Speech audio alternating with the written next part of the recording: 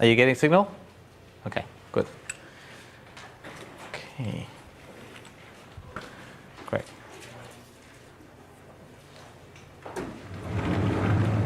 So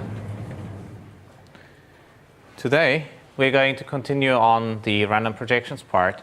Now, one thing that I thought I should probably do a little bit as a background, because I've seen in a lot of discussions with students that, well, quite often they don't know how to factorize matrices or how to deal with large matrices. And quite honestly, if you use MATLAB, it's conducive to doing stupid things if you are not careful, and it will not scream bloody murder at you.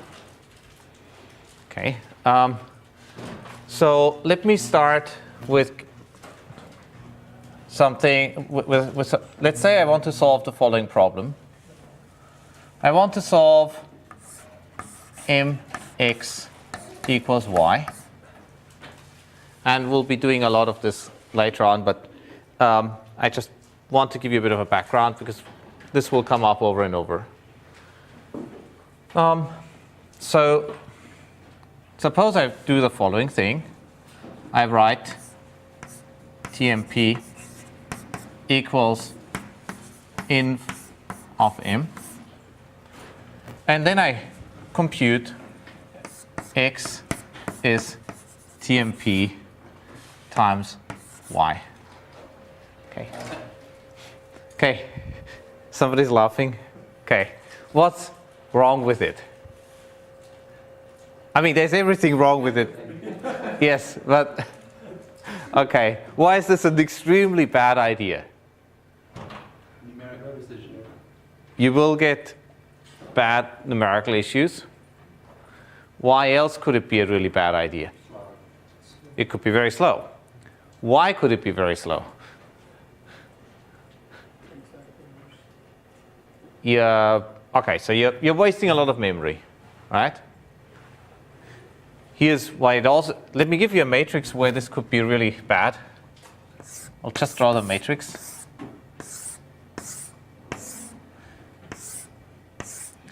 It has 5 bands of arbitrary numbers. Inv of that matrix is dense.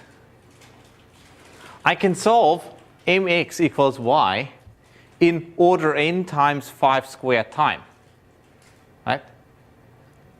If I actually compute inv, I'll end up having to at least compute each of those entries, even if I'm smart. So it's still order n squared. So this is going to be way more memory inefficient. So I might actually run out of memory when doing this. And then solving it is going to be very slow. On top of that, yes, it's going to be also numerically not very stable. So there are a lot of reasons why storing inverses of matrices is really bad. Surit has probably another horrific example. So there's a nice example related to inverses. When we work with Gaussian, we sometimes need to get the trace of the inverse.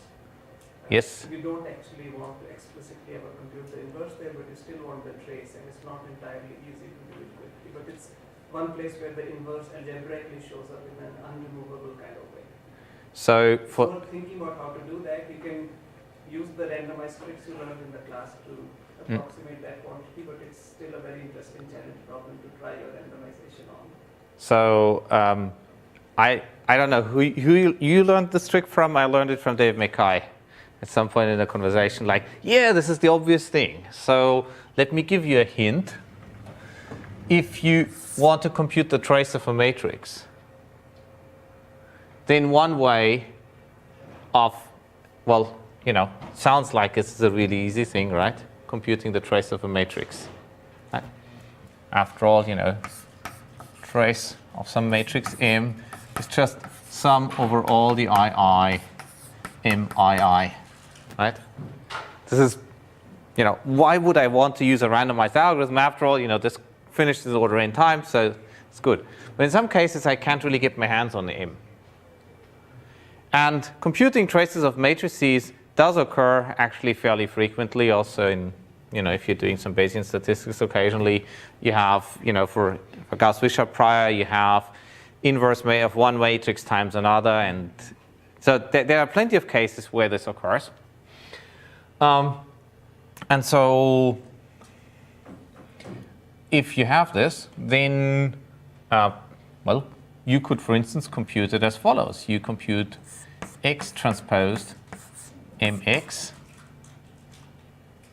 and take the expectation over x. So what are the properties that x needs to satisfy such that this is a trace of m?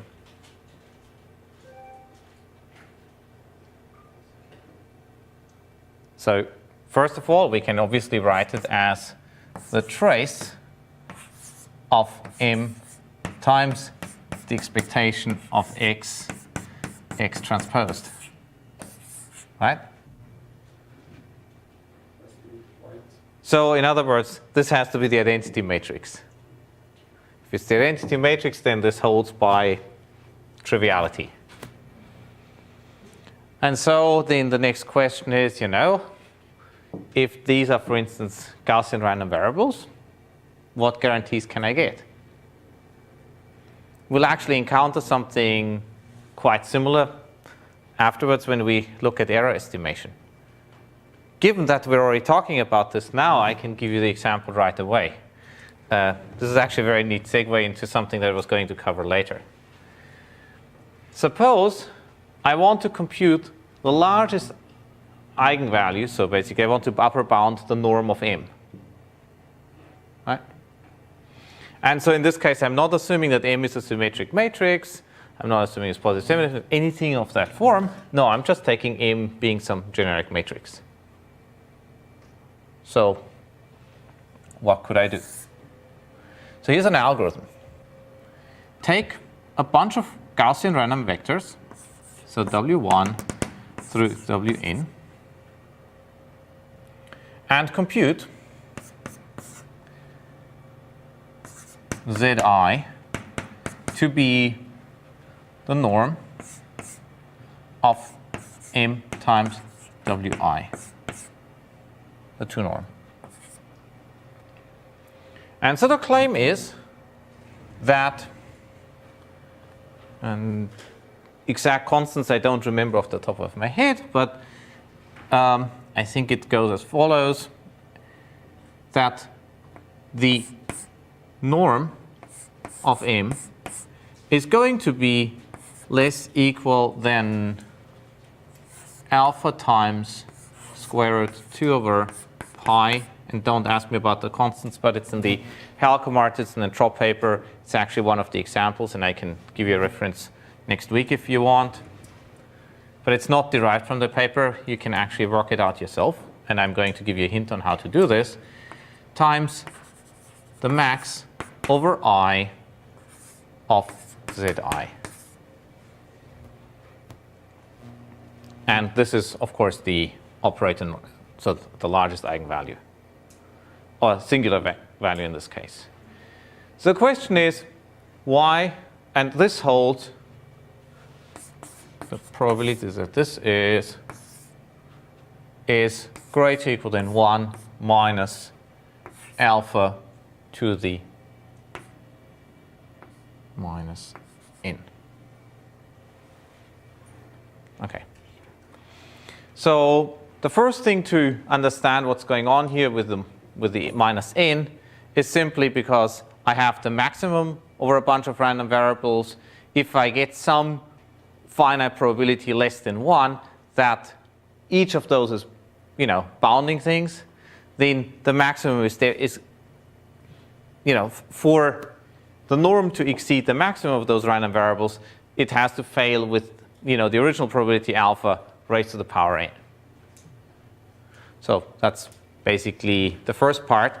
And we already saw this before. We saw this in the Count-Min sketch, right? In the Count-Min sketch, we basically had an upper bound. So we had an upper bound on the deviations that we get for the minimum. Here we need an upper bound on, basically we need to get an upper bound on some other random variable based on these terms. So this basically, we need to show that this is a lower bound for that. So it's exactly the argument in reverse. Yep? if you get rid of the alpha to go pi, like, do you suffer in the rate in terms of the alpha to the minus n? Do you suffer in terms of rate? Well, I mean, you could just clump that into one term and it would show up here, right? Yeah. So I'm just wondering why that.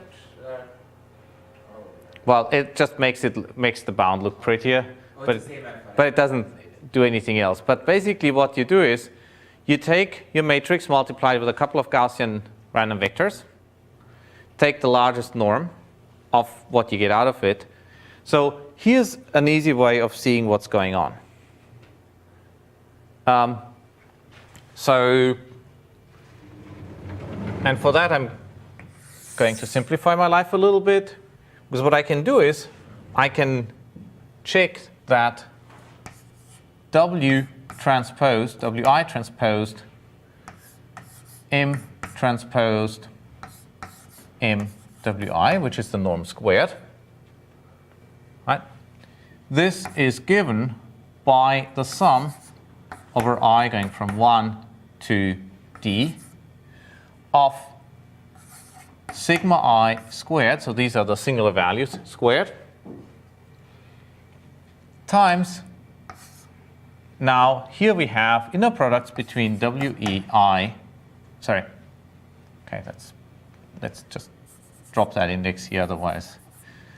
Okay, so W dot VI, which are the eigenvectors of M transposed M, or the singular vectors of M, right inside singular vectors.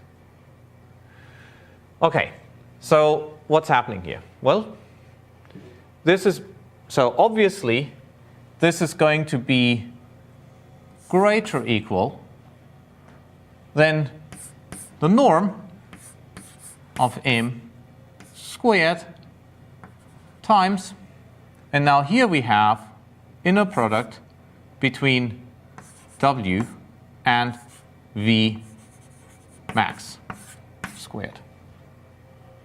So basically, the length of the projection of a Gaussian random vector W onto the largest eigenvector is going to be a good, well, basically, because we don't know how the other eigenvalues behave, because they could all be 0 for all I know. So that's why I'm really only interested in what the largest eigenvector does, or singular vector does. And this is the matrix norm. So in other words, the square root of this, which is exactly that, is going to be an upper bound by this. Okay. Or, well, let's just pick this. Okay, so now you can ask the question, what's the distribution of this? And that's easy, right? This is a vector of unit length. What's that? It's a Gaussian random vector. What's the distribution of a Gaussian random vector when projected onto a vector of unit length? Exactly. It's normally distributed. This is drawn from a normal distribution with 0 mean and unit variance. So now all I have to do is take my normal distribution. I need to ask, what are the chances that this is outside some tail? Right.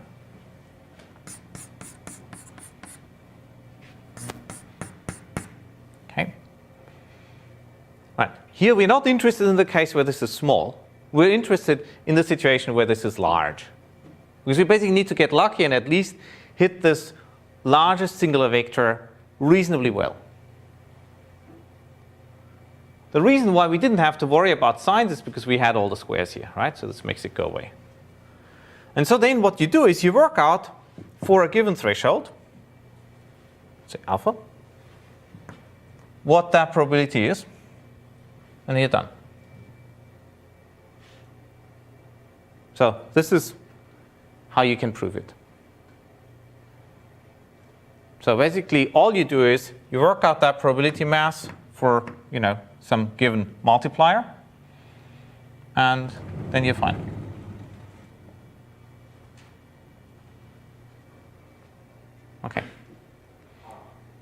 Yep. Yeah, like what you derive here, over here, it seems that you will be losing if your top singular values are large. Whereas if your second or third singular values are large, it seems as you will be losing, but like that doesn't show up in the equation you've given over there. Okay, so, well, all I'm looking for here is an upper bound. This upper bound may be horribly loose whenever all those singular values here are very large. As a matter of fact, if all the singular values here are identical, so if I have the identity matrix, then this bound is going to be lousy, right? Because in this case, okay, suppose this were the identity matrix, then I'd get W out of it again, and I'd actually get the expected length squared of all those values. And we know this is the chi-squared distribution, so basically then this is going to be d times as large as it should be, because d is the dimensionality here. Right? So there's no guarantee that this is a particularly tight bound. You can make it miserable whenever. So this would be, for instance, a good estimator for the chi-fan norm. So the sum of the singular values. You'd have to do a slightly more refined reasoning, because now you would be adding several, Gaussian random variables of different variance together, and then you get something that's more like a chi-squared distribution. Actually, it's not quite chi-squared because they have different variances. We'll get back to the chi-squared distribution a little bit later today. So, there you basically draw.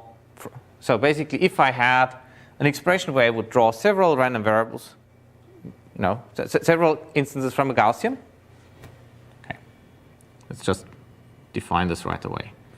So chi-squared k is defined as sum over I going from 1 up to k xi squared, where the xi's are drawn from a normal distribution with 0 and 1. What you actually get is that the square of this behaves like sigma I squared xi squared. And what we're doing is we're simply picking a random variable, namely a single Gaussian, which minorizes this. And then we prove that this minorization is still a good upper bound for what we want. That's essentially the reason that we're doing. To prove that this would be a good estimator for the chi-fan norm, which is basically sum of the sigma, or the trace norm of this thing actually suitably squared, that would be a bit more work. Okay. Any questions at this point? Okay. Good. So, I'm actually not sure whether such a paper has been written, but it wouldn't be too hard to get. Good. So now back to things to do with matrices. I just want to briefly explain a little bit some things that you should or should not do with matrices. Yep? This maybe that's a question. Mm-hmm. We choose alpha, right? This is a statement. Yes. Yeah. So, So if we set alpha to root pi over 2, mm-hmm. then we have a statement, and that's still greater than 1. Mm-hmm. Then we have the probability that one of the zi's, we have a non-zero probability that one of the zi's hits the best singular vector. Yeah. But sorry. The zi's Gaussian. Well, yes, but that's, you will, with probability 1, your inner product between the largest singular vector and your test vector is going to be non-zero, right? Yes. Yes. But the probability that the overlap will be large, that's what you basically want to. That's basically what you want to get a handle on. And the probability that it will be large is exactly that, right?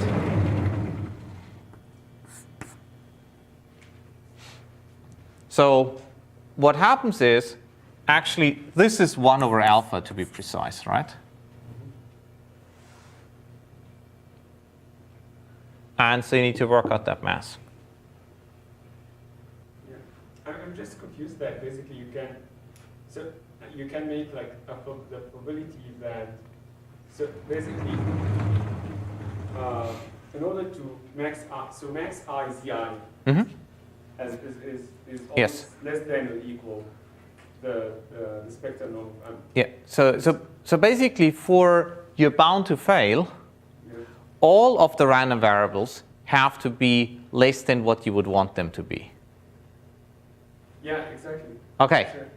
So but that happens with, so if each of them will fail with probability alpha, then all of them failing can only happen with probability alpha to the n. So what you can do is, you can make that probability less, that failure probability less, by being, more generous in your upper bound, which basically means moving this into here, because then your residual probability is going to be much larger. But that gives you a fairly useless bound.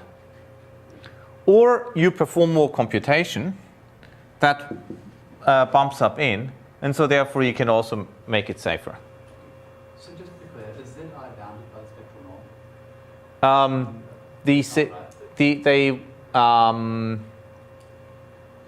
norm? No, they need not be bounded. That's exactly, see, yeah, this is exactly what happens from here to there, right? Yeah. Okay. Right. If you did normalize by W, Also, W is lower bound. Yeah, WIs are not normalized. That's Okay, why so if,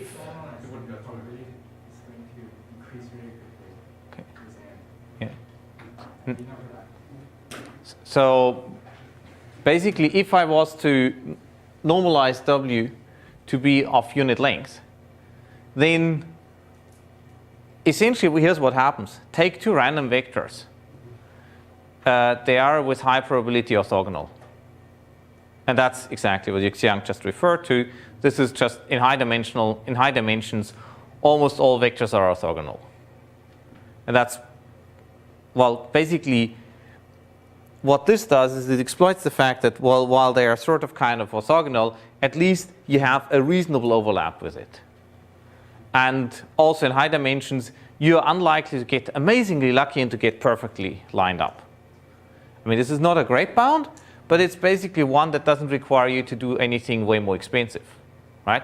This is basically something that you can compute in essentially linear time, in the linear time of what it takes to inspect all entries of the matrix.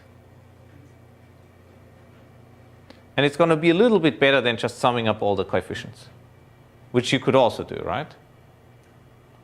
So that's basically then using Gershgorin. Okay. Pardon? If you take mean there, do you get a lower one of the... It's a good question what you would get if you took the min. I'm not sure what it would actually amount to. This is a very strange quantity here, right? Because basically, if you were to take the min, you're basically asking, what's the min over this type of random variable, which is like a chi-squared random variable. So, as a matter of fact, if the sigma i's are all 1, then this is exactly a chi-squared. Probably this other thing is called a generalized chi-squared, and there are probably results on tail bounds for that. I just don't know them off the top of my head. I think Wikipedia would be your friend here. So type in generalized chi-squared. We'll get to the chi-squared later on today anyway, so this is good in a way that we touched upon this right now. Okay. Now, back to our little example of how to do things really badly wrong. So in MATLAB, you'd be probably much better off doing something like x equals y divided by m, or m/y, depending on which way you've got it set up. And what this basically does is it tells MATLAB, hey, go and invoke your linear system solver, which solves that system of equations. This way you're probably not going to run out of memory, and under the assumption that MATLAB is not going to do anything idiotic, it might actually run faster. That's pivoted Gaussian elimination. Yeah. So basically, this is much less stupid than that. Now, if you don't have MATLAB and you actually want to have a bit more control and you know some additional things about your matrix, you could do interesting things also, for instance, in terms of matrix factorization. So let's have a look at some factorizations, and I'm not going to show you the specific algorithms because it's excruciatingly tedious, but it's important that you know that they exist. So there's, for instance, something called the QR factorization. And the QR factorization is basically something which is called a quadratic matrix of, then you have a triangular matrix here. That's it. Right. So basically, this is almost like, yeah, okay, they need to match up. Okay. Right. So the point is that this gives you orthogonal vectors here, and here you get a weakly triangular matrix. Okay, and then if you have something like that, you can solve. If it has full rank, then there's going to be a triangular matrix and an orthogonal matrix here, but this works regardless. That may not necessarily be your first choice because quite often you actually have additional things about the matrix. So one thing, for instance, that you could do is you could ask for its singular values. That tends to be very expensive, but later on this will be quite useful later on when we actually look at the results of Halke, Martinson, and Trop, because they have efficient means of computing SVD-like expansions. So suppose I have exactly this, U, D, V, where this is basically, again, a matrix of orthogonal columns, a diagonal matrix, and then orthogonal rows.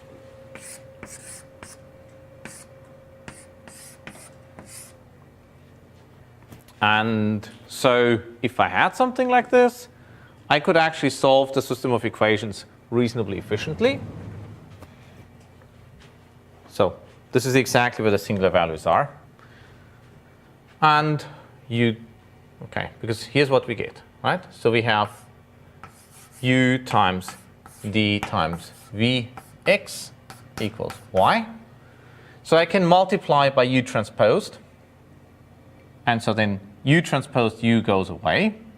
So we get D times Vx is U transposed Y. Then I can go and divide by D. So I get Vx equals D inverse U transposed Y. That's the only really expensive part, but I'm doing this now pointwise. And then all you need to do is just find some x which satisfies this. And for that, what you can simply do is you can, again, exploit the fact that V transposed V, that VV transposed would actually give us the identity. So I can just write V transposed. This is the identity, obviously, because here we already had U transposed U. And so then what you simply can do is you can bracket things the other way around, right? So you can multiply here, it here as well. So V transposed. And let's call this thing here Z. And I'm done. So this is all you need to do, and then you immediately get x from that, basically, by just using V transpose. Okay, that's it. Okay, good. So this is if you have a SVD factorization, you can get x efficiently by just multiplying by orthogonal matrices and dividing by a diagonal matrix. But that Yep. still requires storing your orthogonal matrix. Yes, it requires actually finding those, and that's usually very expensive. So if you can avoid it, don't do this, unless there are cheap algorithms to get something like this. So the reason why you quite often would want to deal with approximate SVDs or low-rank SVD versions is because, well, sometimes the matrix M may be so gigantic that you can't even store it entirely in memory. So one of the examples was where they used a Pentium 3 and a USB disk on which the matrix was stored, and they just streamed it in from USB and solved the system of equations approximately by just streaming it in. And this was just to, prove a point of, hey, we can use really shitty hardware and still solve very large systems. Let's just say that, for the sake of argument, that M is something like a kernel matrix. Then is there anything more efficient you can use apart from, say, using something like the Cholesky factorization or anything? Okay, so you've hit exactly upon the right thing, namely Cholesky factorizations. So that is a very reasonable alternative if I have symmetric matrices. Possibly, so for Cholesky you need positive semi-definiteness, but in general you have an LDL factorization.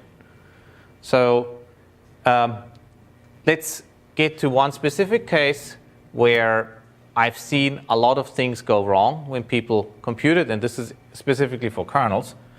And I'm just going through a couple of basic things that you should be aware of. So usually getting an SVD is expensive, because it basically at some point requires, for instance, invoking an eigensolver. So one way of, for instance, getting this would be, let's say M is a tall and skinny matrix, right? Then you might want to form something like A is defined as M transposed M. This is now a small square matrix with non-negative eigenvalues. You then invoke your eigensolver, and you get something like U transposed DU. Or actually, let me call it lambda. Right? And once you have this, we already know the right-hand side singular vectors for M. We also know the singular values. And so we're basically done, right? Because what we can now do is we basically compute M times, so we need to compute U transposed, and then we need to divide by lambda to the minus 1/2, and this gives us V. This gives us U. Sorry, it gives us V, yeah, V. Okay, then we're done. Okay. So this is one way of, for instance, getting the SVD. There are probably numerically way more elegant ways. The couple of useful things. Suppose I have something of the form alpha transposed K inverse alpha. So this comes up a lot in Gaussian processes, for instance. Or alpha transposed K inverse beta. But let's, for instance, look at this. Let's assume that K is actually positive semi-definite. And what I've seen a lot of people compute is the following thing. Alpha transposed K inverse alpha. What's wrong with this?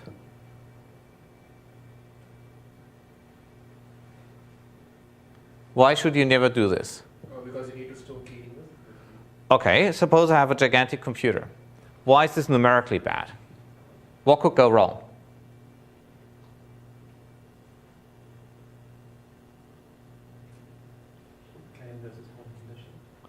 Could be ill-conditioned, yes. And what might that lead to? Okay, suppose I even have that under control. Suppose it doesn't overflow. But you're on the right track with ill-conditioning. You could have some numerical errors in here, right? And your estimates are going to suffer.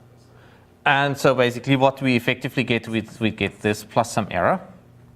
And the problem is that alpha transpose this error could actually be negative. So in other words, if you compute it this way, you can actually get negative values out of a positive semi-definite matrix. So therefore, the right way to compute this is to compute the norm of k to the minus 1/2 alpha squared.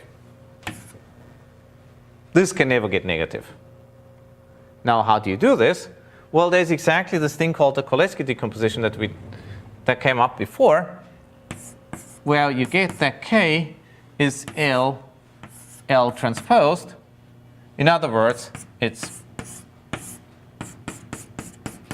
times its transpose.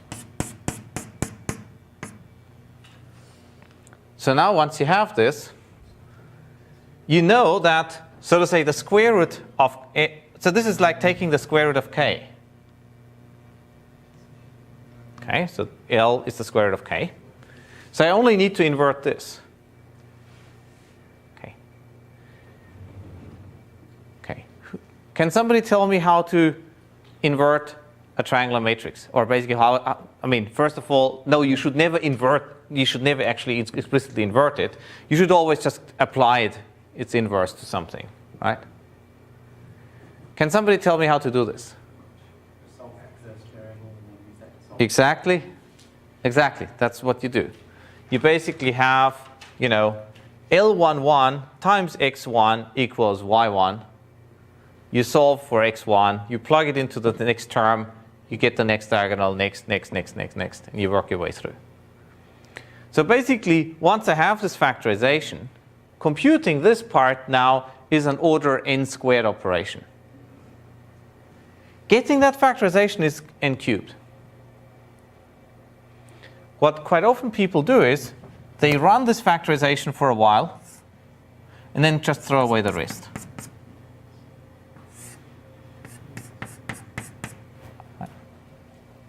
So now the obvious question is, you know, how do we get this factorization?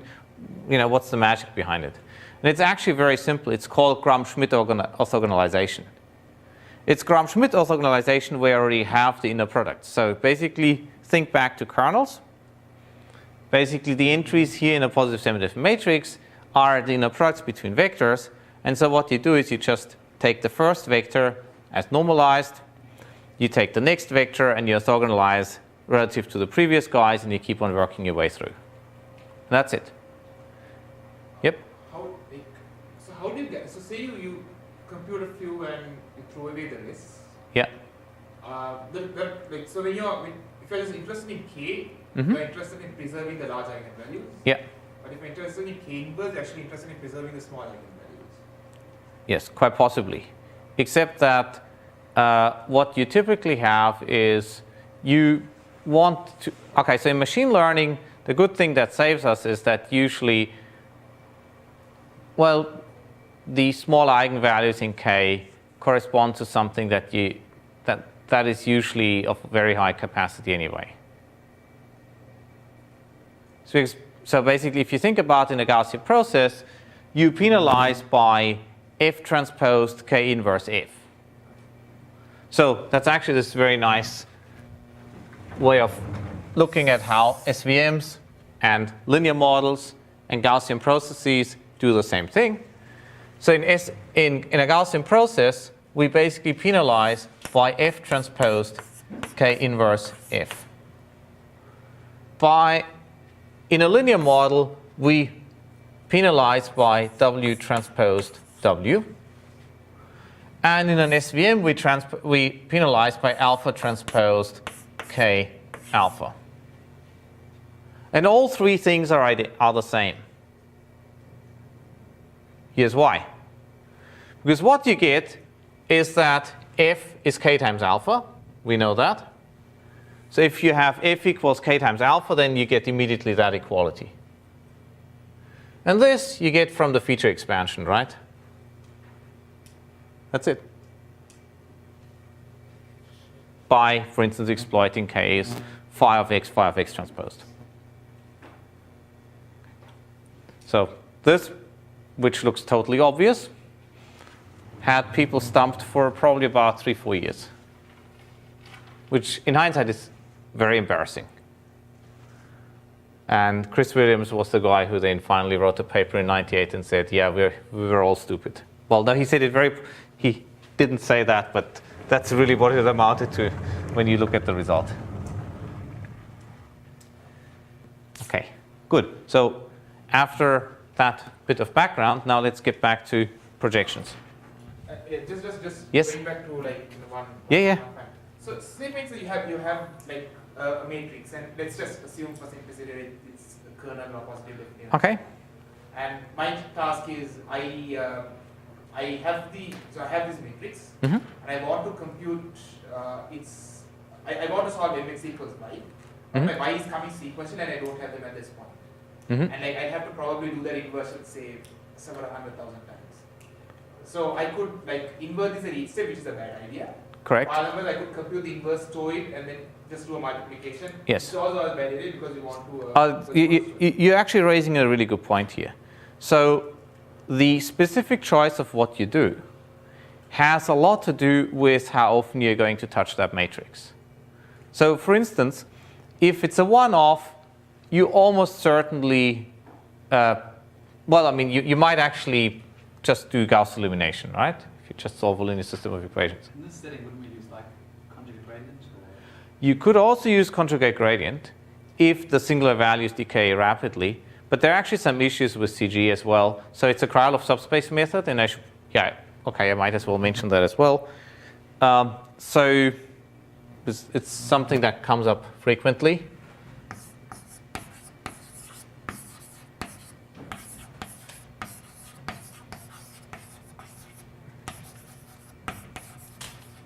Or just Krylov method.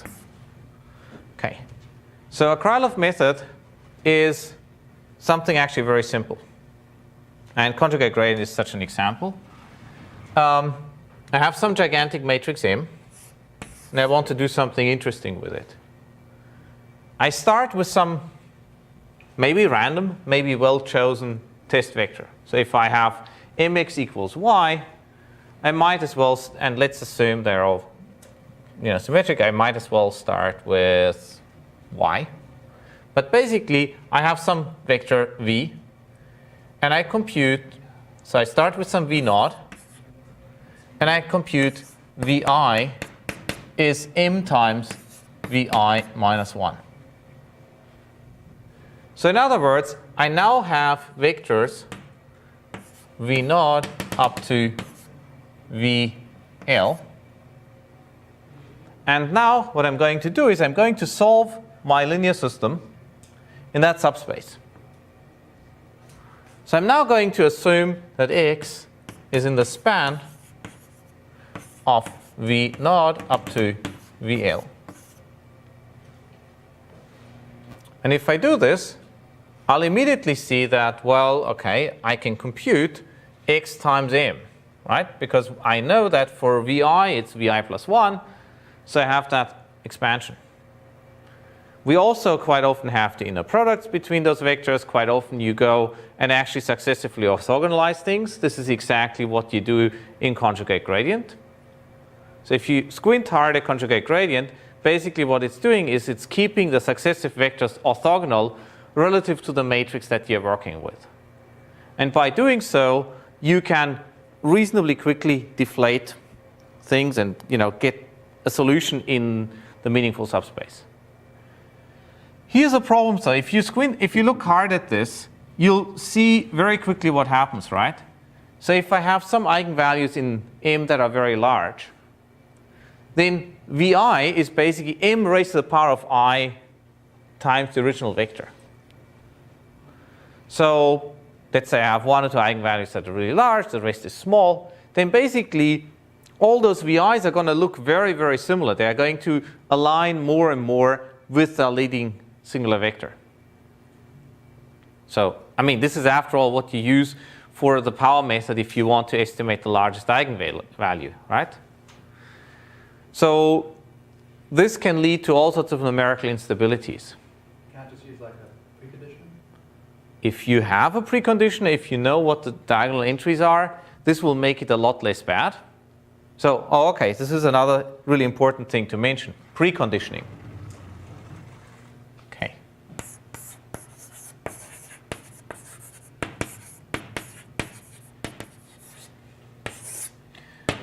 So, preconditioning basically means if I have some idea of where the really large eigenvalues are, or where maybe the small ones are if I need to invert or whatever, but basically if I have some knowledge about where the critical parts of a matrix are. So if I have some guesstimate of how to approximately maybe invert that matrix, I can use this guesstimate to make the remaining problem much simpler. Okay, so the simplest preconditioning might be something as follows. Instead of dealing with m, I deal with m times diag of m to the minus 1/2, and here diag of m to the minus 1/2 equally. Right? You could do something like this. So this will ensure that the diagonal entries of m are all normalized to unit length. People actually do this with kernels. So at some point there were at least 2 or 3 papers just on exploiting this idea and arguing that, well, if you have a kernel, you should, instead of using the kernel k of x and x prime, you should use this kernel, k of x and x times k of x prime and x prime. And they argued that this was better. This is occasionally better on some data sets, and they publish papers on those data sets. But yeah, this is effectively preconditioning, except that they argued that you should actually do this in the modeling space. This is sometimes quite useful. It doesn't always work. Can somebody tell me a kernel where this diagonal preconditioning would be useless? Or rather, not necessary? Pardon? The delta kernel would be one, yes. But in that case, well, we don't have to do anything anyway. Something like just the linear kernel. Right? The linear kernel would definitely benefit from preconditioning. Right? Okay, there's some other kernels, right? Guys, there aren't that many left, right? Okay, so hint, it's not the polynomial kernel.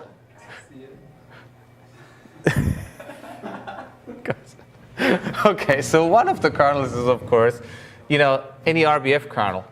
In other words, k of x and x prime is k of x minus x prime. Is it because the m is already very dense if it's a Gaussian kernel? No, but the point is that in this case, k of xi and xi is always going to be k of 0. Right? So the diagonal entries are all going to be the same. And in that case, preconditioning with the diagonal does absolutely nothing to your problem. Right? So there the data already lies on the unit sphere. So that doesn't help you at all. Okay. So now let's actually get on with the projections. At least I hope we can do the Gaussian projections today, and then maybe you might have to read up on the rest somewhere else. Okay. So the key idea is really as follows. So before that, in the Dasgupta and Gupta paper, we picked out a random subspace. And we said, well, pick a vector, look at its projection onto that random subspace, rescale it suitably, and then there is a randomized algorithm by which, possibly trying over different random subspaces, I will be able to find one within which the canonical distortion between the projection and the original data is very small. So basically all the distances are approximately preserved with very high probability. So this was the Dasgupta and Gupta paper. Now, this is kind of awkward for 2 reasons. First of all, you need to try out all those subspaces. Secondly, you need to actually find a subspace projector. Okay. The trying out all different subspaces we dealt with by saying, well, by having as a success probability something better than 1 over n, namely, we actually want to have we turn this into 1 minus delta. And basically what happened is we ended up paying rather than 4 over epsilon over 2 minus epsilon over 3 log n. So this was our original bound for this algorithm. We ended up paying something like this minus 2 log delta. So what we did is we turned this algorithm, which required a lot of a lot of evaluations of the subspace, into one where you pick a random subspace and with high probability you're succeeding. Okay. So that was the first step. The second step is to realize that, well, in high dimensions, vectors are approximately orthogonal, or rather, we only really need estimators for the length of a vector. Right? So, in other words, all I need is a cheap function f of x. It can be any function such that this is similar to, well, basically 1 plus epsilon norm of x squared 1 minus epsilon norm of x squared. Okay. So the specific function that I'm going to pick is one that is the average over a couple of one-dimensional estimators. And my one-dimensional estimators are going to be super simple. They're going to be inner products between some vector w, so wi, and x squared. And so now the question is, under which conditions on w will this actually succeed? Okay. Does somebody have an idea of what I would have to require on w such that the expected value is this?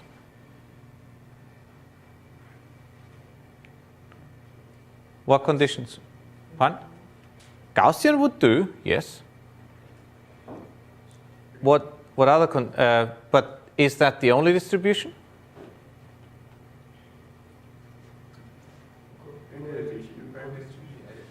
Yep. So the paper already gives away that there is a lot more going on. It's called database-friendly random projections. And so this comes from the fact that quite often additions and subtractions are cheap, multiplications aren't that cheap, and especially for certain counts or whatever, if you have integers already in your database, then you can perform some of those things as a SQL query, whereas multiplications with Gaussian random vectors are really hard as a SQL query. And this was when Dimitris was working in, I think, the database group at Microsoft. And you can also see this from the acknowledgements, like he acknowledged Paul Bradley, who was in that team, SQL Server team. So basically the idea is we're going to consider the following case. So Wi is drawn from a normal distribution with zero mean and unit variance, in d dimensions. The second case is going to be that the Wij are drawn from uniform distribution over the elements plus minus 1.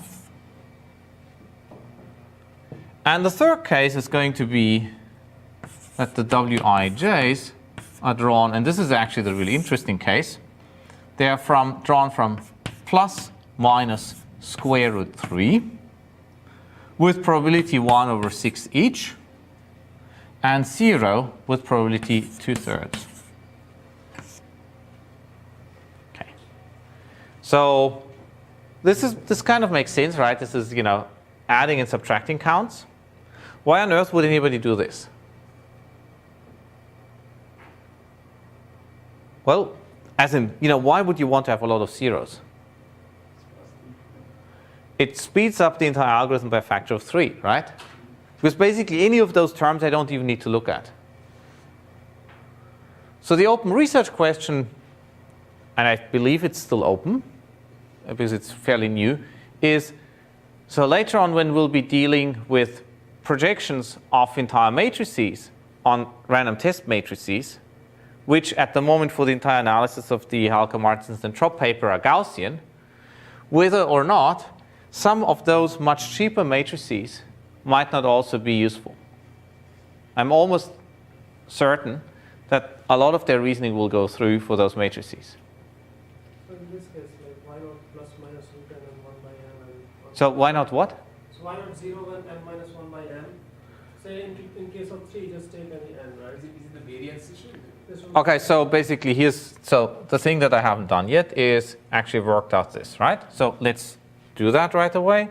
So, well, the expected value of this is of course nothing else than sum over I xi expected value of wi squared,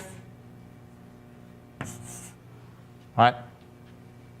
And so an xi squared, wi squared, and so if this needs to be 1, and then we're done. Right? That's it. So we basically need to require that the expected second moment here is 1.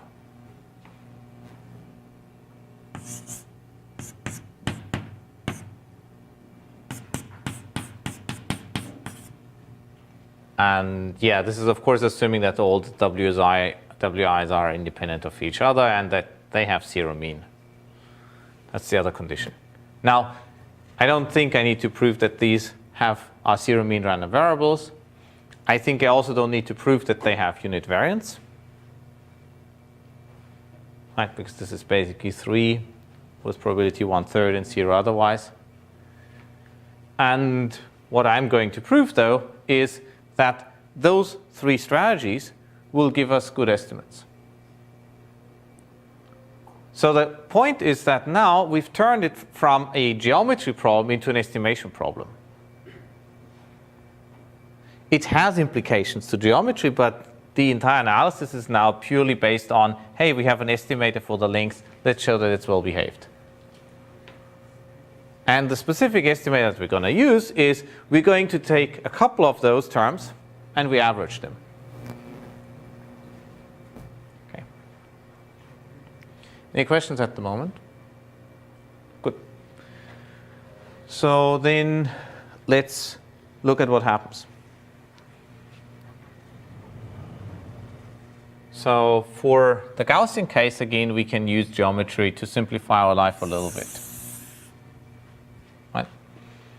In the Gaussian case, let's take an arbitrary vector.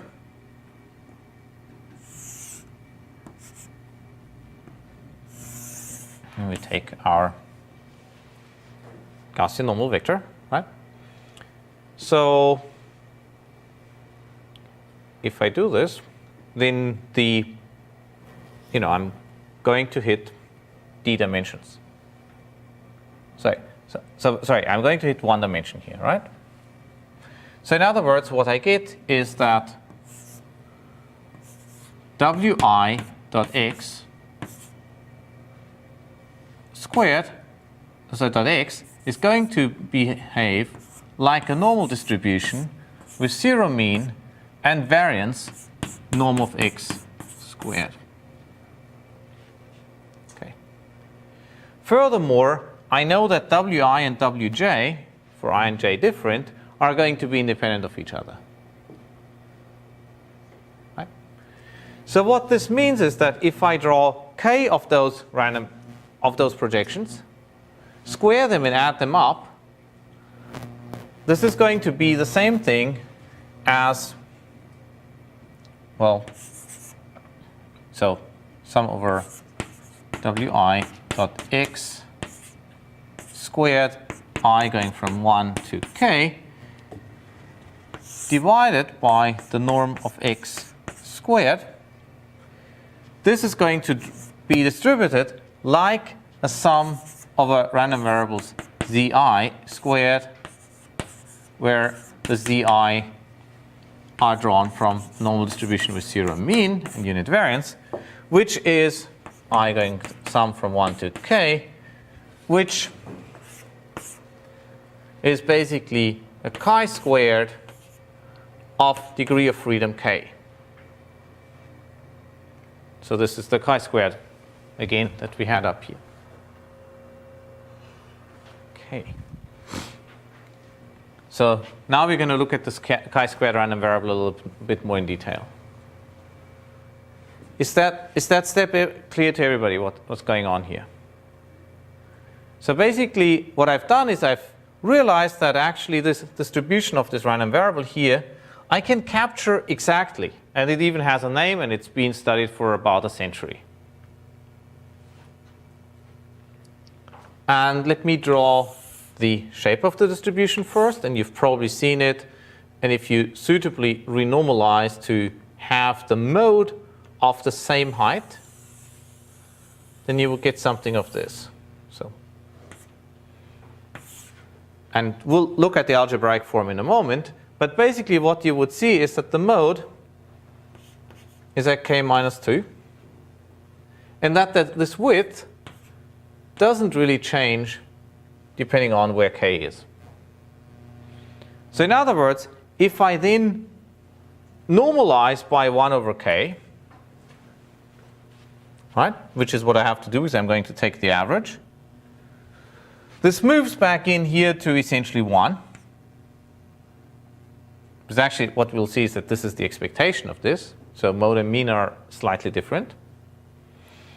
And furthermore, this width will now shrink like 1 over square root k. This is what we all know as concentration of measure. If you draw Gaussians, then with very high probability all the points are going to be essentially on the surface of the unit sphere within very small distance from it, from that surface.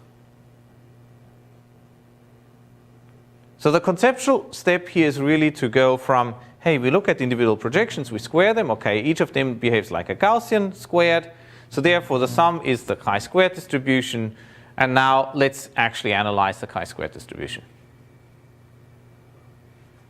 And with analyzing, I mean we're just going to write out the functional form, and then plug into a theorem.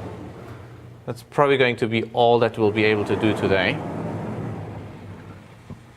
Sorry, we got through a bit less than I thought. But at least we had a few questions.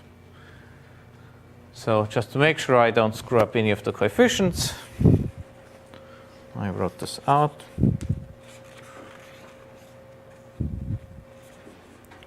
Okay. So remember, if we have a k-dimensional Gaussian, right? So let's say x is in Rk, and x is drawn from a normal distribution with zero mean and unit variance. And we're interested in the length of x squared. So p of x is going to be 1 over 2 pi to the k over 2. Can I help with any questions? No, I'm just discussing, sorry about this. We were just discussing that there on the right hand side top. Yeah. You take just the V max, right? Yes. If you would have taken W, the dot product of W and V max plus dot product of W and V min, then also the inequality will go through. Well, yes, so of course, I mean, of course this is trivially also going to be an upper bound on the smallest singular value, right? But the summation of both of them. Well, as a matter of fact, it's the sum over all the singular values. So that's what I'm... So that it would still be an upper bound. The only thing is, for different singular values, adding it all up, that distribution will not be quite so nice like a Gaussian anymore. And that's the big problem. that basically you would have to have good idea about how the convolutions of different normal distributions behaves. And so this is why I said, well, if you want to get tighter results there, you'd probably have to look at results for generalized chi-squared distributions. I see. So here's what we have. We have 1 over this, e to the minus 1/2 norm of x squared, right? Everybody knows that. That's the, k-dimensional Gaussian. Now we're interested in the following random variable. I'm interested in this variable u. Okay. So now I need to reparameterize things. So first of all, I can obviously rewrite this as 1 over 2 pi k over 2. And then here I have the 1 over the volume of the unit sphere.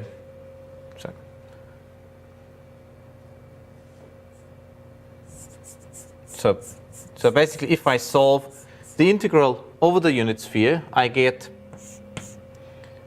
s k minus 1 times x now to the k minus 1. This is, after all, if we want to solve the integral, e to the minus 1/2 x squared dx. Okay, so we've basically performed the spherical integral. Because over the sphere, all the vectors have the same length, so it doesn't really matter. And now, what I need to do is I just need to reparameterize. So I get that dx, so to say, so dr times 2 times the x times norm of x is du. And then plugging terms back in here, cleaning up the normalization and everything, we actually get that this is 1 over 2 to the k over 2 gamma of k over 2. And then we have, basically we have k minus 1, and we know that x squared is u, so we get k minus 1 over 2. But we lose another exponent in x because of the measure transform here, right? So we basically get u to the k over 2 minus 1. And then here we have e to the minus 1/2 u. This is the chi-squared distribution. Okay. And it's easy to see that the expected value of u is, well, can somebody tell me what the expected value of u is? It's the sum of k independent unit variance Gaussian squared. What's the expected value of u? It's k, exactly.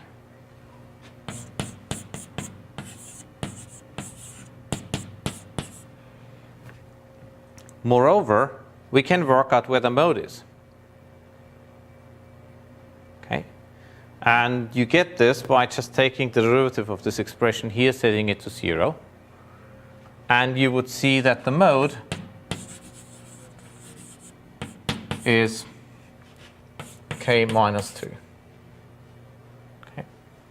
It makes a lot of sense because until you actually have two random variables that you can integrate together, that you can sum up, well, you can't really talk much about the chi-squared distribution. So then the next thing is you can ask, what's the probability that u deviates much from its mean? And it turns out that the probability, and I'm not going to derive this now, of u greater than 1 plus epsilon times k is less equal than e to the minus k over 2 epsilon squared over 2 minus epsilon to the 3 over 3. And likewise, there is a guarantee that u being greater than 1 minus epsilon times k has the same guarantee.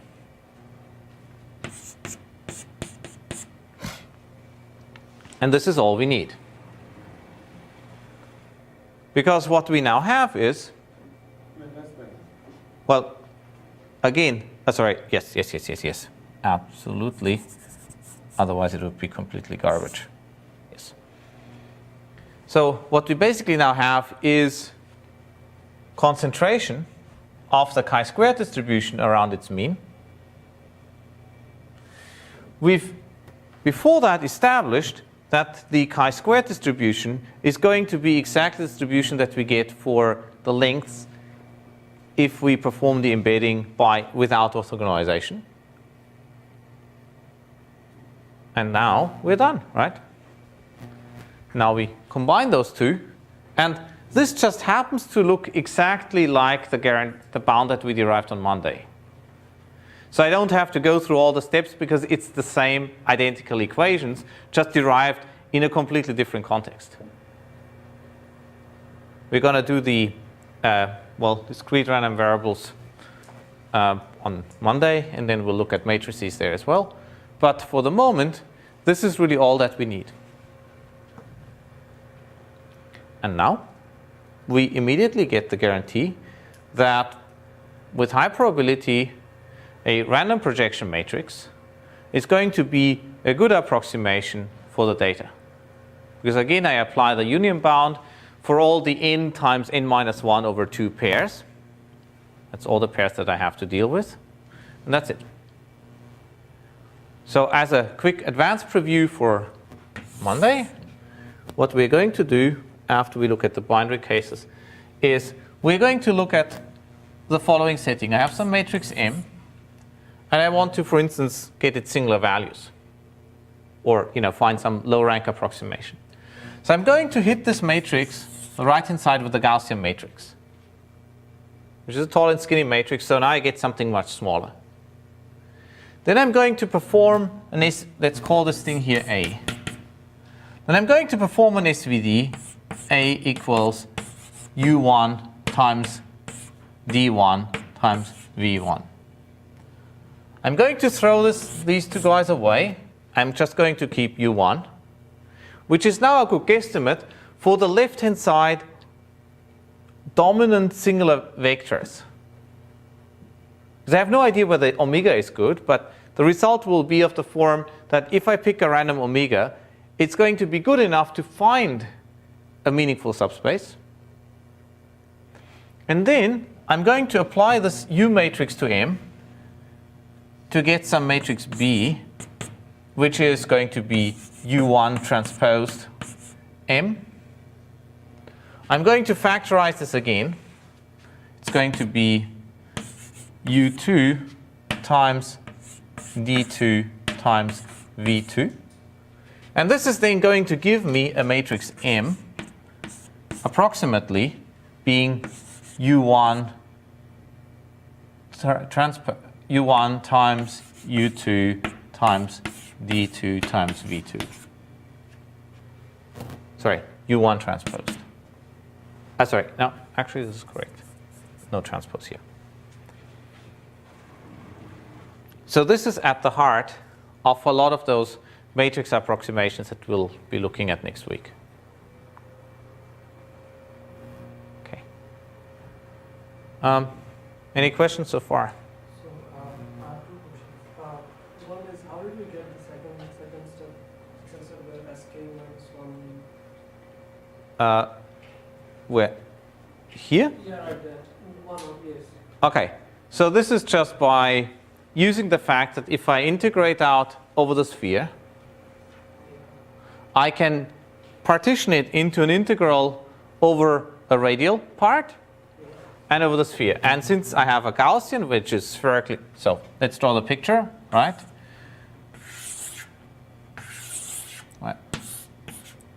So we have the radius here, which is length of x. And I have the size of the unit sphere in, in this case, k minus 1 dimensions. And that's, of course, nothing else than, sk minus 1 times x to the k minus 1. So, for instance, if you were to compute the size, so for instance, here's how you can get the surface on a circle. You have the integral radially, and then you of course need to, have multiply by the circumference. That's exactly what's happening. So the circumference, so 2 pi, is a special case of what you get. Okay. The second question is, you said that U1 would be in some sense there. The second line, U1 would be in some sense M, and I don't see why that would be. No, I mean, what I'm doing is I'm computing another test matrix B. And again, this is now going to be a much smaller matrix.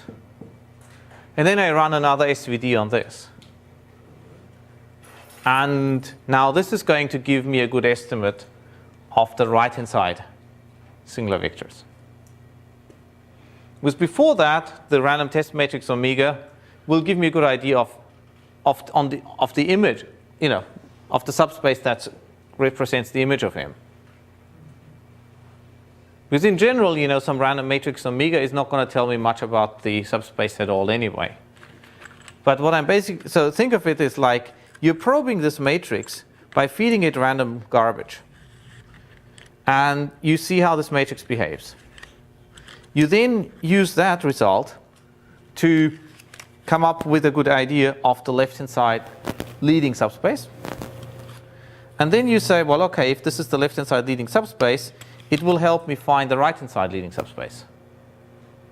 And you do that by just pushing that subspace back. Now, if, for instance, you had something like a symmetric matrix, then you'd be basically done, right? Because what you do then is you hit that matrix left and right by this, and then you solve the much, much smaller eigenvalue problem on a much tinier square matrix. So that would make your life really easy. Okay. I think I need to finish now because they're